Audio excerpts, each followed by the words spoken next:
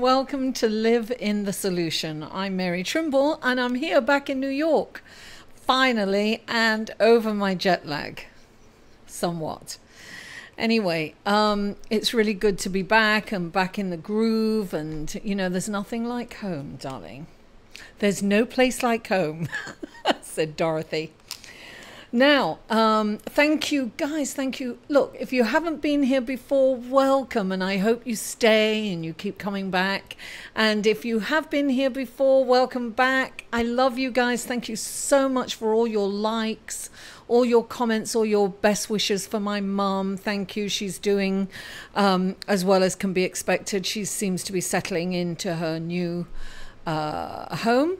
So thank you all for those wishes. I really appreciate you. These readings are for, you can hear, the ice cream truck. These readings are for July the 30th through August the 5th. And this is Leo season. Happy birthday, Leo. I will be pulling an extra card out for Leo. Now, the astrological report this week is we've just had this huge eclipse, and that energy can last for up to 6 months. So we will be feeling that, the fallout. It was a big blood moon, and I did a video on that, so I'm not going to go into that. The only different thing, because we do have the sun in Leo, we also have Mercury, which is retrograde now, in Leo. We may not listen as well as we ought to during this period with Mercury in Leo and in retrograde. Now, on July the 30th, this is kind of the only thing that's, well, there's lots of little things that are kind of different, but I would be here all day going into that. So I'm going to make it succinct. So July the 30th, Venus is in a semi-square to the sun. Now, this can bring up kind of irritations from other people, but it's also an opportunity to look within, because those irritations outwardly could be from what's going on inside of us, right? So it's an opportunity to look deeper at ourselves, to look inside and to see where we can, what's affecting us internally. Now, also be mindful of wanting more, right? And of course, with Mercury in retrograde, it's really good to, and because of the eclipse, it's really important to let go of things that no longer work for us. That's things, people, maybe even places. So it's very important to clear out our closets, to organize. I think it's a really good time to declutter after an eclipse and during Mercury in retrograde. And it's not like you can't, you know, buy something, but really pay attention to the fine print, because we have this urge to kind of be a little impulsive and to act without thinking. I'm sorry, I am very hot here. If I put the AC on, it's extremely loud. I'm going to have to sort something out to get a quieter AC. Anyway, I'm svetsing. So, with that out of the way, let's go to, oh, and I just want to quickly mention, even though it's the 6th and it's, I'll go into more detail next week about that, but Venus enters Libra. It's changing signs. It's going from Virgo into Libra, and it will be a little sigh of relief. Venus, she's much more comfortable in Libra than she is in Virgo. Anyway, more about that later. So let's go to your reading, shall we? Hello Libra, Sun, Moon and Rising. Welcome to your reading for July the 30th through August the 5th. And the first card out for you, hold on, is the Two of Cups. Now, this is considered the Lover's card, right? This is interesting because it is reflecting. It's about compromise. It's about seeing yourself in everyone. It's about reflecting yourself in the other person. So treating people the way you want to be treated, with, you know, love and respect, kindness and compassion. You know, it could mean that you've met someone, but clarifying it is the Four of Earth. And the Four of Earth indicates, the Four of Earth indicates that you are holding on to something that doesn't work for you.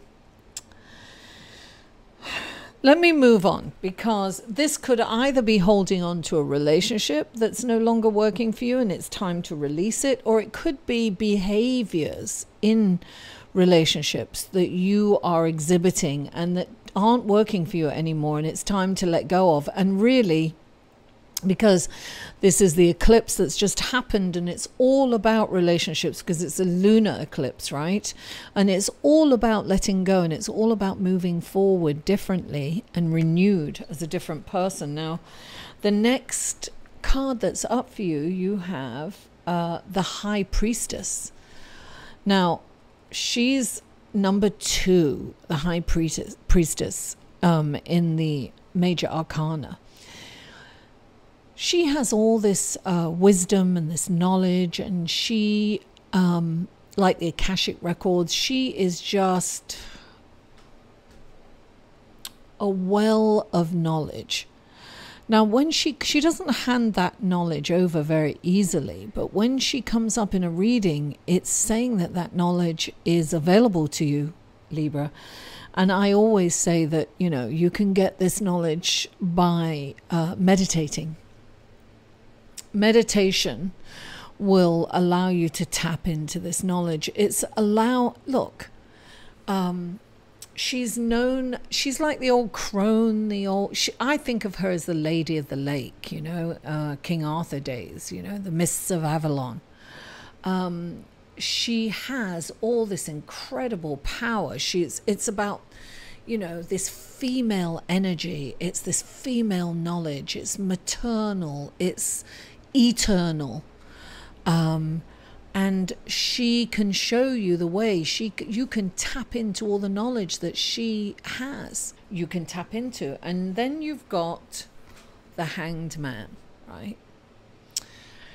So the Hanged Man is saying that there's a situation that's going on and you need to look at it from a different perspective. It's about looking at something with fresh eyes, right? So he's hanging there and he's, you know, he's not hurting. It's his foot that's hanging, you know, he's hanging up by his foot. And he's able, during this time, to actually look at something from a different perspective, a different angle, a different perspective and a different angle. So whatever's going on in your life, it's important to take a different, to take another look at it with fresh eyes from a different perspective.